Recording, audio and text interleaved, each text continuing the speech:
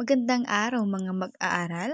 Ako si Binibining Maui Keith Kirog at ngayong araw ay tuturuan ko kayo tungkol sa isang pinakamahalagang teoryang pampanitikan, ang teoryang feminismo. Gagamit tayo ng isang tula upang maunawaan kung paano ito gumagana sa pagsusuri ng akdang pampanitikan. Handa na ba kayo?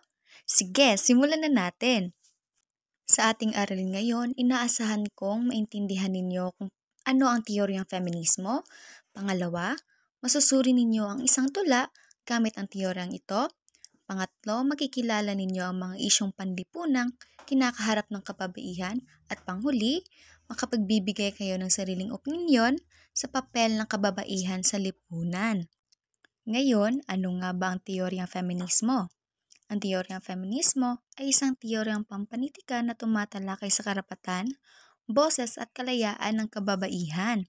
Sinisuri nito kung paano inilalarawan ang mga babae sa akda, kung sila ba ay nagpapababa, nililimita, o binibigyan ng kapangyarihan.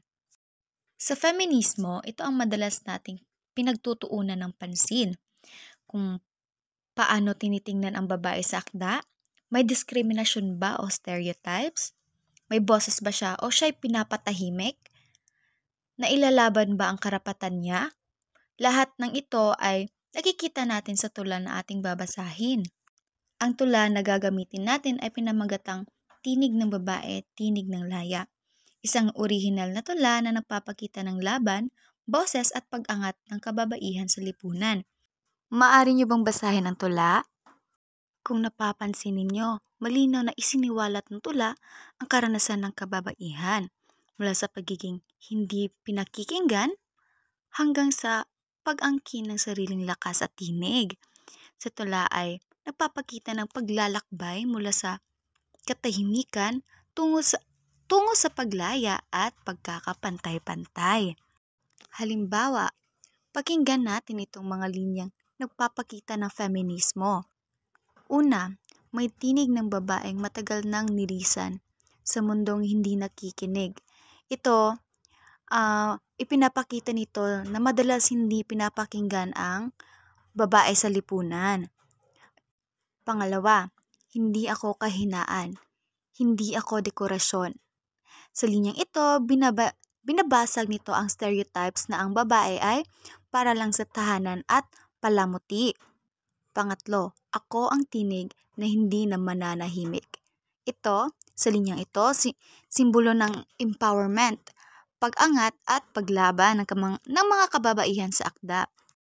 Ang pangunahing mensahe ng tula ay malakas ang babae, may kakayahan siyang magbago ng lipunan, at ang karapatan niya ay hindi dapat ipinagkakait. Ang tunay na pagkakapantay-pantay ay nagmumula sa pagkilala sa dangal, boses at kakayahan ng mga kababaihan. Hindi lang ito tungkol sa panitikan. Hanggang ngayon, marami pa ring babae ang umiigpaw sa diskriminasyon sa trabaho, paaralan at maging sa tahanan. Kaya mahalaga ang feminismo para makita natin ang problemang ito at maunawaan ang kahalagahan ng gender equality.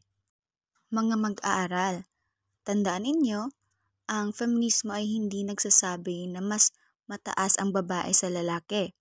Ito'y paniniwalang pantay ang lahat, babae man o lalaki. At ang panitikan ay isang makapangyarihang paraan upang maipakita ang katotohanan ito. Maraming salamat sa pakikinig at naway maging daan ito para mas maintindihan ninyo ang boses at lakas ng kababaihan sa ating lipunan.